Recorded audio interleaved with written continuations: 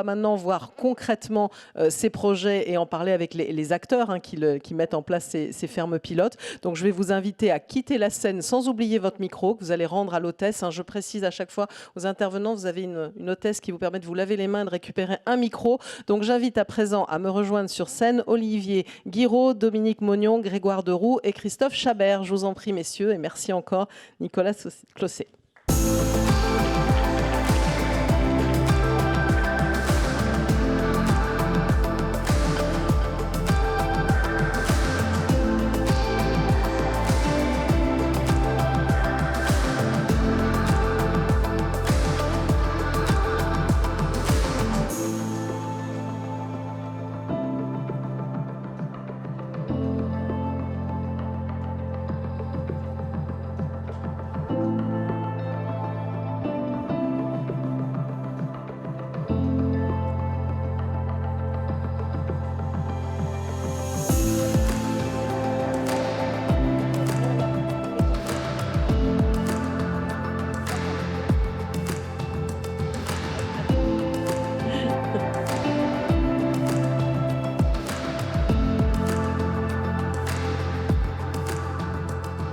Voilà, ça y est, tout le monde est installé. Merci aussi d'être venu me saluer. Je dois vous dire, je ne vous ai pas tous vus avant. Puis alors derrière le masque, c'est encore plus compliqué. Donc je dois identifier les uns et les autres. Au bout de la chaîne, vous êtes voilà, Christophe Chabert. Enchanté, donc merci d'être avec nous.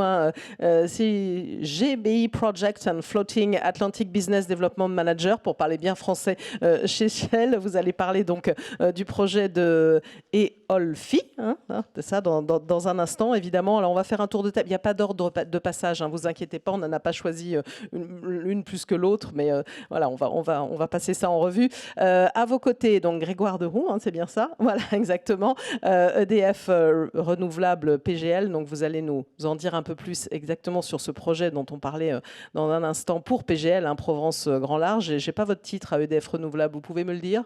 Je n'ai pas votre fonction. Je m'occupe de la direction technique offshore. Direction technique offshore, voilà, parfait, c'est quand même mieux de vous présenter comme ça. Donc, j'imagine par déduction que vous êtes Olivier Guiraud. Bonjour, parfait. Directeur général Care Marine, et vous allez parler d'EolMed. Et enfin, à mes côtés, Dominique Mognon, bonjour. Directeur énergie marine renouvelable chez Engie pour le projet EFGL. Alors, je vous ai dit, il n'y a pas du tout d'ordre de passage particulier et tout. Il y a des ordres de vidéo, ça je le sais, parce que c'est bien de montrer en image. Vous avez chacun 3 minutes pour en parler, mais vous allez très bien en parler. Je commence par vous, Olivier Guiraud, voilà, sur ce projet EolMed. Je vous passe la parole pour en parler au large de Gruissant. On en parlait. Bonjour à tous, donc Olivier Guiraud, je suis directeur général de Care Marine. Tout d'abord, quel plaisir de vous retrouver tous. C'est vraiment agréable. Et je vais essayer de vous faire une petite rétrospective des 2 dernières années qui viennent de s'écouler, puisque finalement, ça fait à peu près 2 ans qu'on ne s'est pas vu. On a eu sur notre projet quand même pas mal de haut, de bas, de virage à droite, de virage à gauche, puisque ça, peut-être, vous l'avez tous en tête, fin 2019, comme certains de mes confrères, nous avons changé de turbinier suite à la disparition de Senvion. Nous sommes passés sur des éoliennes Vestas de 10 MW. Donc ça a eu un impact sur le projet EolMed significatif, puisqu'on est passé de 4 éoliennes de 6,4 MW à 3 éoliennes de 10 MW.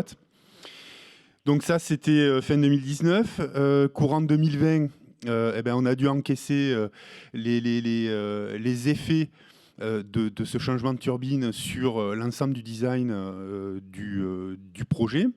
Ça n'a pas été d'une évidence folle, puisqu'on se retrouve avec une éolienne qui avait des caractéristiques assez différentes de la Senvion, et donc on a été obligé de revoir l'ensemble du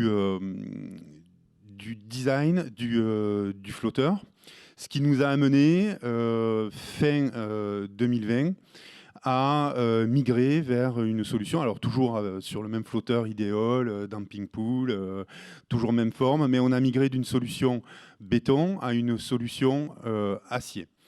Alors, pourquoi ? Parce que on a eu du mal, je ne vous le cache pas, à stabiliser notre design avec la solution béton. En plus, dans le contexte de notre choix de faire un maximum de contenu local à Port-la-Nouvelle, voilà, on arrivait à un flotteur qui commençait à prendre beaucoup de poids. Et donc, on était vraiment dans les limites techniques du port de construction. Alors, je crois qu'on a quelques images d'ailleurs qui sont en train d'être diffusées. Vous pouvez les Oui, commenter bon, dessus, voilà. Oui, non, mais c'est juste un fond. Donc, nous avons investigué cette partie nouvelle solution en acier avec notre partenaire Ideol. Et ça aboutit à la sélection de deux entreprises qui maintenant, pour construire cette solution en acier, de deux entreprises qui maintenant ont fait une joint venture. Alors je vais les citer, c'est l'entreprise Matière, qui est une entreprise du sud de la France, qui a ses usines du côté du bassin de Decazeville, Bagnac-sur-Célé, Chaudronnerie, et Ponticelli, que beaucoup connaissent ici, venant de l'oil and gas. Et donc les deux nous ont fait une belle joint venture qui s'appelle Archimède, et qui va nous construire et nous livrer à Port-la-Nouvelle les flotteurs en acier. Alors nous, on est assez content de cette solution finalement, puisqu'on arrive à notre premier objectif qui était d'essayer de maximiser le contenu local de ce projet. Juste pour vous donner des grands chiffres, on va arriver à faire à peu près 600 000 heures de travail en Occitanie, à peu près la moitié sur le port de Port-la-Nouvelle. Enfin, nous, on estime que c'est une grande réussite, et notamment avec des entreprises ETI régionales ou françaises. Alors, la suite... Voilà. Maintenant, en 30 secondes. Là, on a, ouais, ça va aller vite.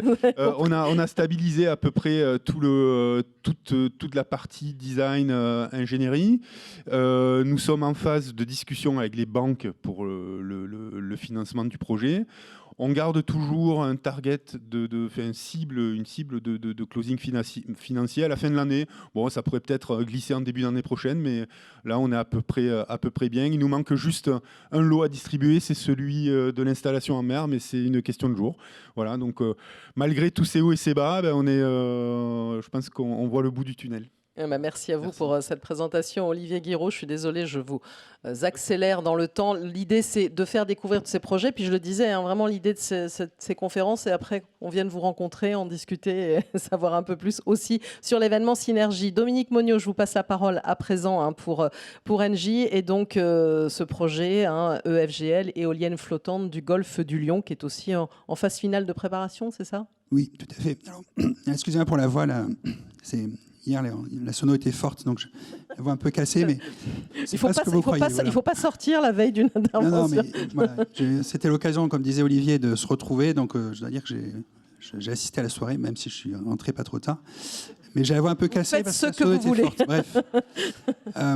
Donc effectivement, alors juste une petite correction. On m'avait présenté comme Engie. Maintenant, je suis Ocean Winds et c'est mon titre. Pardon, oui, excusez-moi. Ocean Winds, très rapidement, pour ceux qui ne connaissent pas encore, c'est effectivement la joint venture entre Engie et EDPR qui a été créée l'an dernier. Et donc moi, je m'occupe de la partie France. On aura José Pinheiro tout à l'heure aussi d'Ocean Winds. Voilà, mon collègue de Portugal.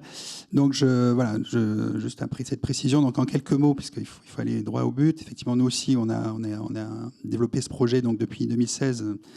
Donc, dans le cadre d'un AMI attribué par l'ADEME. Donc, également, on est passé par des hauts et des bas, puisqu'on a changé non pas une, mais 2 fois de turbinier. Donc, on sait aussi ce que c'est que de modéliser, puis de changer de turbinier, puis de recommencer. Enfin, voilà, ça, je crois que beaucoup y ont eu droit. Donc, je pense qu'aucun projet n'a eu un déroulé aussi, on va dire linéaire. Il y a eu on a appris beaucoup de choses, tous, je pense, sur ces projets. Donc, je continue sur la présentation. On est aussi avec Vestas, 10 MW. Donc, ça sera pour les plus puissantes éoliennes installées en flottant, quand elles seront installées avec nos confrères d'Eolmed. Donc, là aussi, ça met un focus sur la France, pour revenir sur ce que disait Nicolas Clossé tout à l'heure. On a une technologie semi-submersible designée par PPI, Principal Power. Je crois qu'on a des images, d'ailleurs. Voilà, si on peut passer, il y a un tout petit film qui présente rapidement.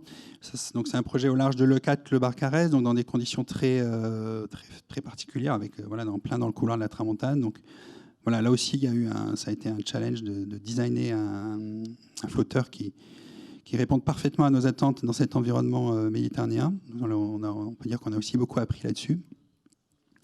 C'est un projet qui se situe dans un parc naturel marin et qui a eu un avis favorable unanime du parc, comme quoi on peut mettre des éoliennes dans un parc naturel marin avec le soutien du parc. C'est important. On a fait beaucoup de propositions au niveau environnemental sur ce projet. Donc, notamment, on va tester des structures qu'on va installer sur un des 3 flotteurs pour comparer la biodiversité, comment elle se développe sous un flotteur sans aucune structure particulière, et puis comment elle se développe sur un autre flotteur où on va accrocher sur les bras des flotteurs des structures pour favoriser le développement de la biodiversité. Donc voilà, c'est ce genre d'innovation. Il y a également des innovations pour simplifier le design et faciliter la fabrication par rapport aux précédentes générations de ce type de flotteur. Et puis, qu'est-ce que je voulais dire d'autre sur je pense un point particulier et important sur lequel je souhaite insister, c'est on est sur des fermes pré-commerciales et on va mettre en place un financement de projet comme sur des fermes commerciales, et c'est pas anodin, c'est-à-dire qu'on doit gagner la confiance des banques pour nous prêter une grande majorité des CAPEX avant de lancer la construction, et donc être sûr que les banques font confiance au projet pour délivrer ce qu'il doit délivrer. Donc ça, c'est pas une mince affaire, mais c'est nécessaire pour prouver que le flottant peut, dans le futur, être totalement commercialisable à grande échelle. Donc on prend le temps de mettre en place ce financement, et comme nos confrères, on est sur la phase finale de mise en place de ce financement avec les dernières négociations contractuelles avec tous nos fournisseurs pour réaliser un closing également d'ici la fin de l'année pour une mise en service visée à la fin de l'année 2023. Voilà, c'était ce qui est indiqué sur cette vidéo. Merci. Un mot, vous voulez rajouter quelque chose? Non, vous avez fait le tour? Je pense que j'ai dit l'essentiel. Oui, c'est un projet interrégional, c'est-à-dire qu'on va également utiliser pour la nouvelle, pour le montage et le stockage des différents éléments, et les flotteurs seront fabriqués sur le yard de Fos, donc en région PACA. Donc on est sur une collaboration méditerranéenne sur ce projet. Merci à vous. Donc on poursuit ce tour d'horizon avec Grégoire Deroux, EDF Renouvelable, pour ce projet Provence Grand Large. Oui, merci. C'est un plaisir d'évoquer ce projet qui est très innovant, qui a pour objectif de mettre en service à horizon 2023, on espère tenir cette deadline, 3 éoliennes flottantes de plus de 8 MW chacune, environ à 17 km au large de Port-Saint-Louis-du-Rhône, dans une profondeur d'eau d'environ 100 mètres. C'est l'équivalent en production de la consommation de 40 000 personnes. Donc c'est pas rien, même si c'est un prototype encore.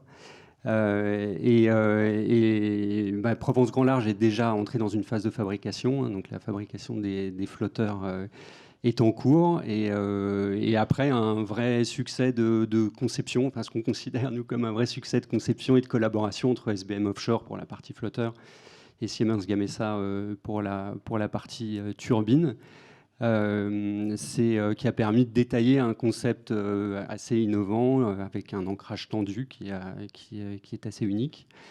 Et à cette occasion, des outils dédiés ont été développés pour en valider le comportement. Et puis, pour mieux comprendre l'ensemble du système, à la fois sur le site, mais aussi pour toutes ces phases transitoires d'assemblage à quai et de remorquage, qui ont gagné en importance au fil du projet dans la définition du flotteur. Provence Grand Large, c'est aussi un vrai projet de territoire. C'est, on espère, une première étape dans la structuration d'une filière industrielle pour l'offshore flottant en France. Et aujourd'hui, donc, ces flotteurs sont assemblés à Fos-sur-Mer chez Fage Métal.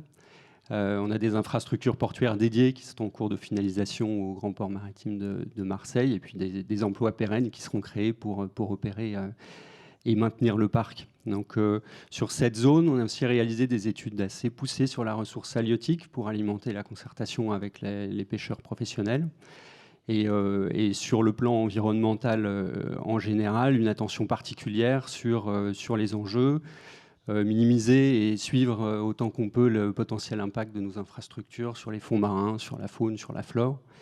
Mais je dirais, au-delà des équipements dédiés, de l'instrumentation qui sera déployée sur nos flotteurs, c'est déjà plusieurs millions d'euros qui ont été investis par le projet sur des programmes dédiés à la préservation de la biodiversité. Donc aujourd'hui, on est dans cette phase de pré-construction un peu particulière. On a, je pense, la chance de bénéficier d'une adhésion locale assez enthousiaste. Donc on est assez concentré sur le fait de la garder intacte, de rester transparent, on l'espère ouvert. Parce qu'on parle toujours des sujets d'acceptabilité, évidemment, exactement, sur ces enjeux-là. Et que jusqu'au bout, le projet soit accueilli avec les sourires qu'on a jusque-là. et dans l'idée de construire effectivement le meilleur projet possible, parce qu'il y a l'enjeu de ce qui vient après. On a envie de donner la meilleure image de l'éolien flottant.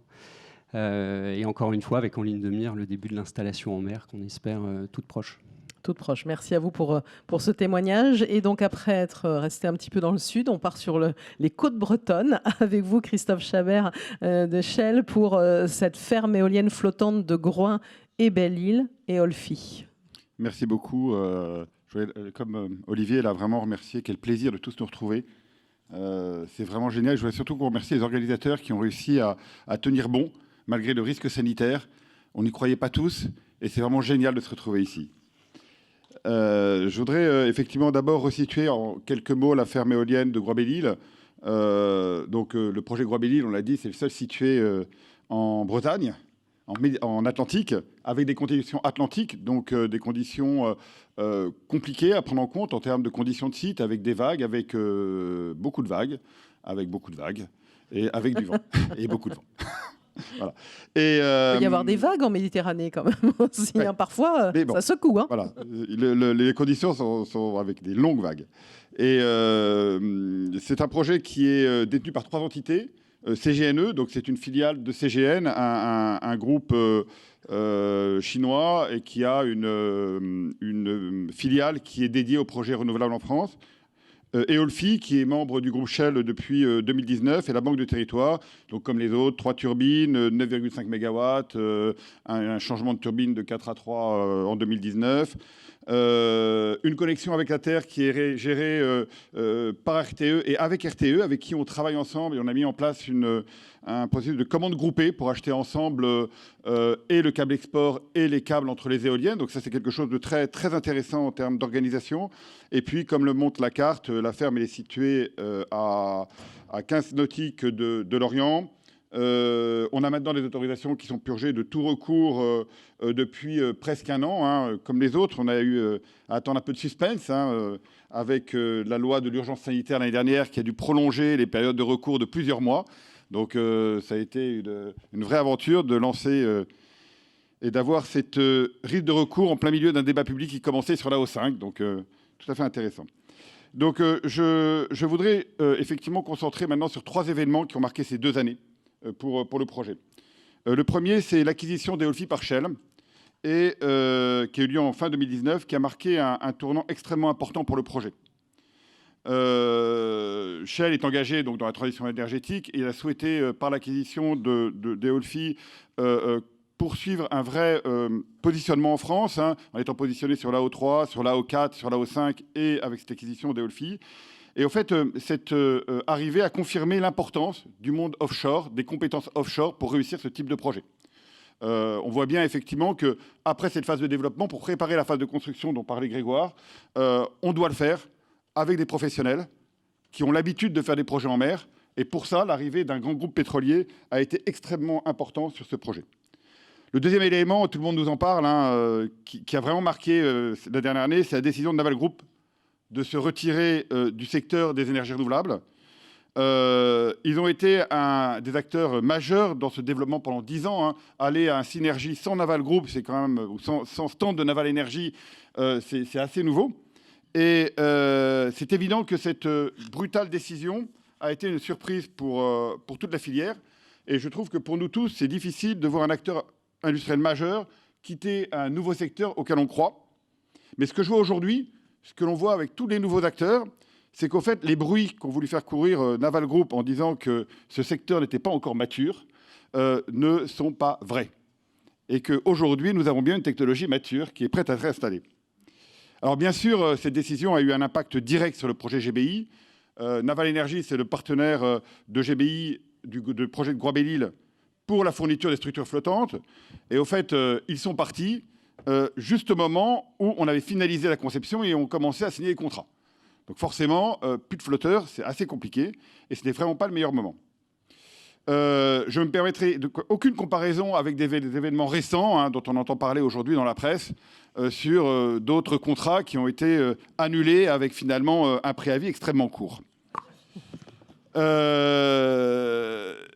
fait, pour nous, cette période a été extrêmement utile. Elle a été finalement l'occasion de réévaluer les éléments clés d'un projet comme celui-ci et de refaire un tour précis et concret des solutions qui existent aujourd'hui sur le marché.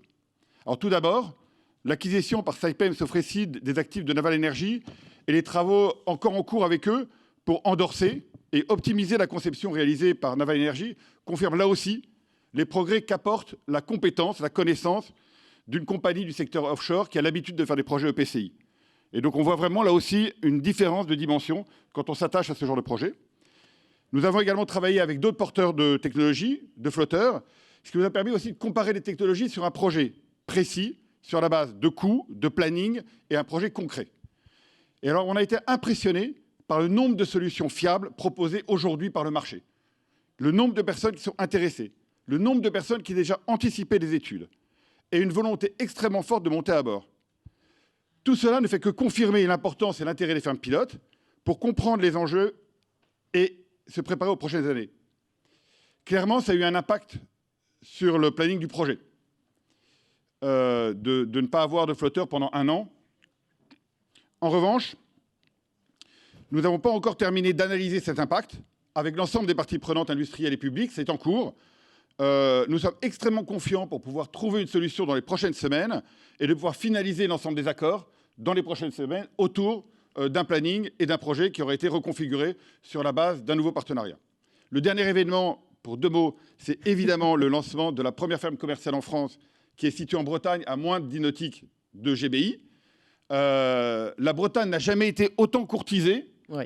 Et comparé à 10 ans, quand on a fait les premières réunions autour de Jean-Yves Le Drian sur l'éolien en Bretagne, on était à peine 10 dans une petite salle d'Audelor, un bâtiment avenue de la Perrière, entouré d'hortensias, et pour lequel on a commencé à mettre les débuts de cette filière. Donc merci au gouvernement d'avoir poursuivi avec cet appel d'offres. Merci à vous. J'aurai encore beaucoup de questions à vous poser, mais vous l'avez compris, c'est une matinée très riche. N'hésitez pas, vous pouvez venir les voir. Et en tout cas, c'était important de mettre en avant concrètement avec vous ces projets. Merci beaucoup à tous les 4. On peut vous applaudir.